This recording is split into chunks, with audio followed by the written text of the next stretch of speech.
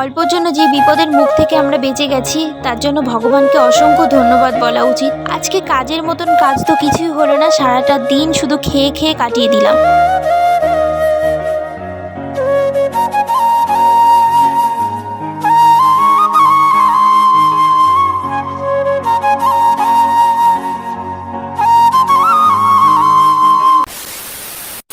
Hello everyone, welcome back to my channel Munmun Haldar. আশা করছি তোমরা সবাই খুব ভালো আছো, সুস্থ আছো, আর আমিও মোটামুটি ভালো আছি। নতুন একটি ব্লগের সঙ্গে তোমাদের সবাইকে জানাই অনেক অনেক ওয়েলকাম। আর তোমাদের সুস্থতা কামনা শুরু করে কিন্তু আজকের ব্লগটা আমি এখন থেকেই শুরু করছি। তো চলো তাহলে আমার ভিডিওটা কন্টিনিউ দেখতে থাকো। আম মানে ঝড়ে কিছু আম পড়েছে আর কিছু পেরেছি, এই কটা আম দিয়ে আমরা আম পোড়া শরবত করবো।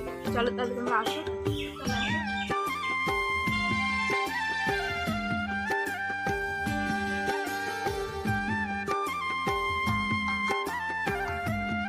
মোটামুটি এই আমের সময় আসলে এমন কোনো রেসিপি হয় না যে আমরা সেটা ট্রাই করি না। গাছে কিন্তু আম ধরার পরে থেকেই আমরা আম মাখা খাওয়া শুরু করে দিয়েছি, আর সেটা কিন্তু আমি তোমাদের সঙ্গে শেয়ারও করেছি। আর বেশ কিছুদিন আগে বানিয়েছিলাম কাঁচা আমের শরবত, আর এই শরবতটা খেয়ে কিন্তু প্রত্যেকেই খুব তারিফ করেছে আর বলেছি আমাদেরকে আবার একদিন বানিয়ে খাওয়া। কিন্তু আমি ভাবলাম যে আগের দিন যেহেতু কাঁচা আমের শরবত বানিয়েছি, তাই আজকে বানাবো আম পোড়া শরবত। তাহলে বন্ধুরা ভিডিওটা স্কিপ না করে কন্টিনিউ দেখতে থাকো। আর বেশ কিছুদিন ধরেই আমি কন্টিনিউ ভিডিও পোস্ট করতে পারছি না, তার জন্য আমি ভীষণই দুঃখিত। আমি চেষ্টা করব আমি প্রতিদিন ভিডিও যাতে আপলোড করতে পারি। আসলে বন্ধুরা কি বলো তো, এই ঝড় বৃষ্টির সময় না একটু সমস্যা হয়ে যায়, কারণ আমরা যেহেতু গ্রাম সাইডে থাকি, আর গ্রাম সাইডে না একটু ঝড় বৃষ্টি হলেই না কারেন্টের ভীষণ সমস্যা হয়। কারেন্ট ঠিকঠাক করে আসছে না, সেই কারণে আমি ফোনটাও চার্জে বসাতে পারছি না। আর চার্জে না বসাতে পারলে তো আমি ভিডিও এডিটও করতে পারবো না। অনেক দিনের ভিডিওই জমে আছে ফোনে, কিন্তু সেগুলো এডিট করার কারণে আর পোস্ট করা হচ্ছে না। হ্যাঁ, জীবনে বাঁচতে গেলে তো সমস্যা অবশ্যই আসবে, প্রত্যেকের জীবনে সমস্যা আসে, আর সেই সমস্যাকে জয় করে সামনের দিকে এগিয়ে যাওয়ার নামই হলো জীবন। তো তারপরে যে আম নিয়ে চলে এসেছি উনানের কাছে, আর আমটা না উনানেই পুড়িয়ে নেব, কারণ গ্যাসের থেকে উনানে পোড়ালে বেশি ভালো হয়।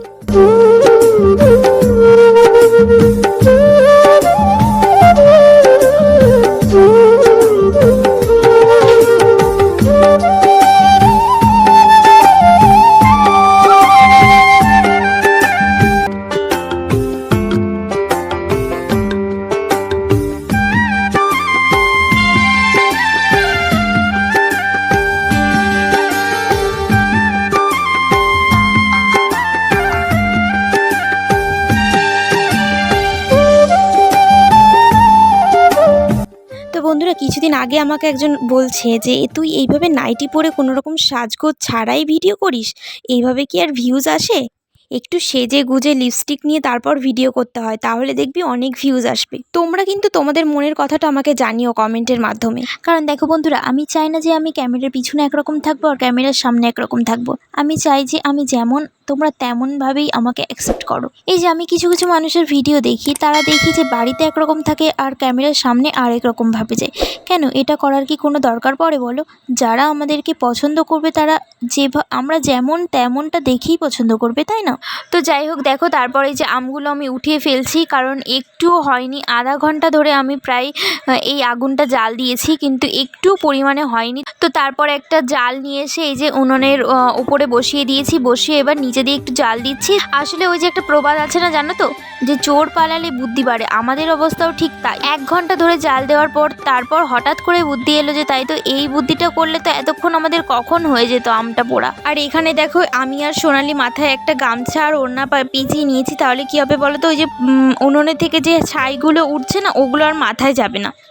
তো এবার দেখো আমি আমগুলো ভালো করে উল্টিয়ে পাল্টিয়ে পুড়িয়ে নিচ্ছি।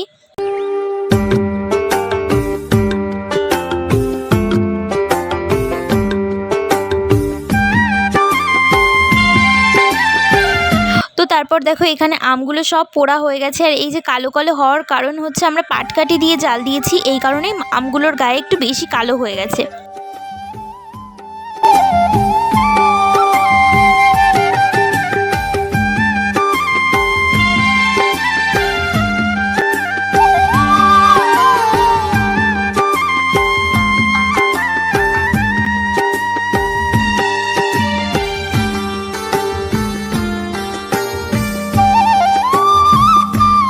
তারপরে আমি এখানে প্রত্যেকটা আমের খোসা খুব ভালো করে ছাড়িয়ে নেব। আর হ্যাঁ, তোমরা যদি এখানে আমগুলো না পুড়িয়ে যদি জলের মধ্যে দিয়ে ভালো করে সিদ্ধ করে নাও তাহলেও হবে, কিন্তু তার একটা অন্যরকম টেস্ট হবে আর পোড়ানোর একটা আলাদা টেস্ট হবে। আর বন্ধুরা একটা জিনিস লক্ষ্য করে দেখো, এই যে আমের বাইরে যে খোসাটা কিন্তু পুড়ে গেছে পুরোটাই, কিন্তু ভেতরটা দেখো, ভেতরটা কিন্তু পুরো একদম নরম হয়ে গেছে আর যেমন আম তেমনই আছে অনেকটা। তার জন্যই দেখো খোসাটা কি দারুণ ছুলে আসছে। তাই আম পোড়ানোর সময় সবসময় লক্ষ্য রাখতে হবে যে ভেতরটা যেন কোনো রকমভাবে নষ্ট না হয় আর উপরের খোসাটা যেন খুব ভালোভাবে ছাড়িয়ে যায়।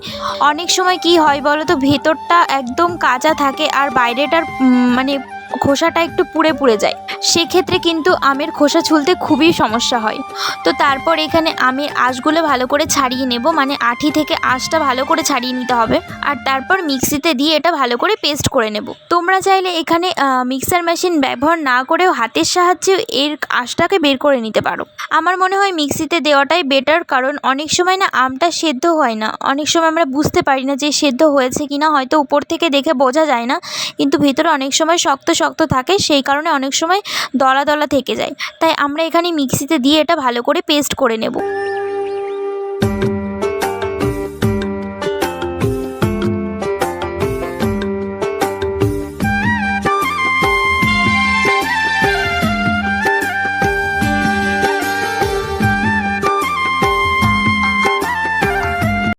তো তারপর এখানে আমি আমার পরিমাণ মতন চিনি দিয়ে দিচ্ছি। তোমরাও তোমাদের পরিমাণ মতন এর মধ্যে চিনি আর লবণটা অ্যাড করে নেবে। আর চিনিটা তোমরা চাইলে এখনও অ্যাড করতে পারো, কিংবা যখন তোমরা জল দিয়ে ভালো করে এই শরবতটা তৈরি করবে তখনও অ্যাড করতে পারো, কোনো সমস্যা নেই।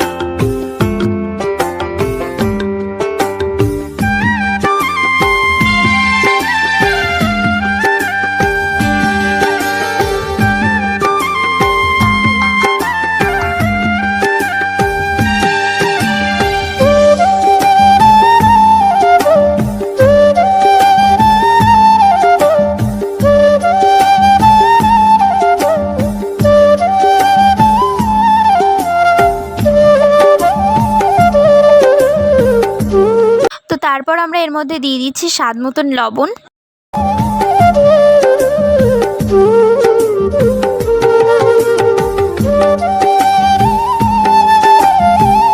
আর দিয়ে দিচ্ছি জলজিরা। আর জলজিরার মধ্যে যেহেতু লবণ থাকে হালকা, তো লবণের পরিমাণটা একটু কমিয়ে দিতে হবে।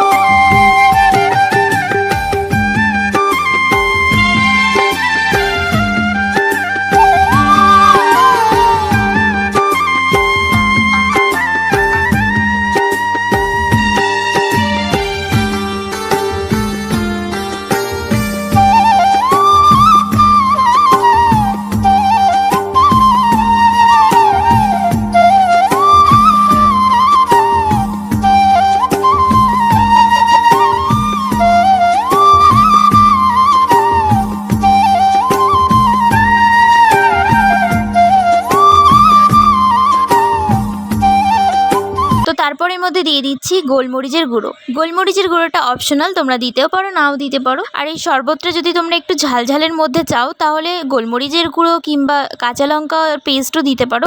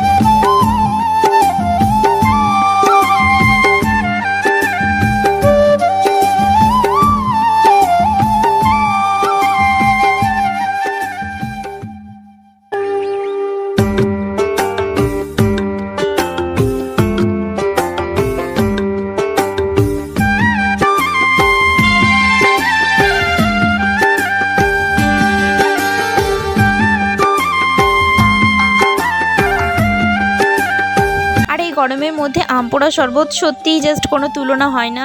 আর তারপর দেখো আমাদের রিয়াকশানটা কেমন আসে। সত্যি বলতে দারুণ হয়েছিল টেস্ট, আর সবাই বলেছিল খুবই টেস্ট হয়েছে।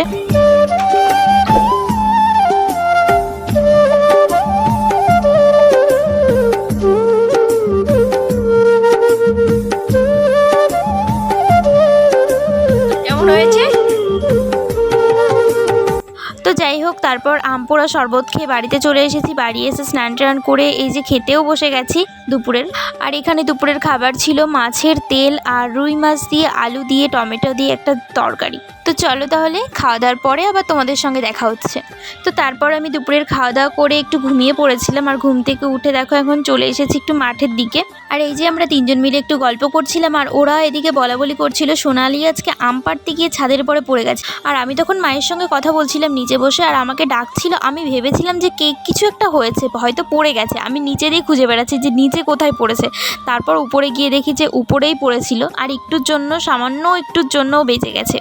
তো তারপরে এখানে আমরা গল্প করছিলাম, আর দেখলাম যে মানে ফুচকা নিয়ে দাদা আসছে এইদিকে। তো দাদার কাছ থেকে এই যে এইদিকে আমরা দই ফুচকা নিয়ে নিয়েছি, আর খুব সুন্দর বানায় সত্যি। আর আমি তো মোটামুটি এনার কাছ থেকে ছাড়া ফুচকা খাই না তেমন।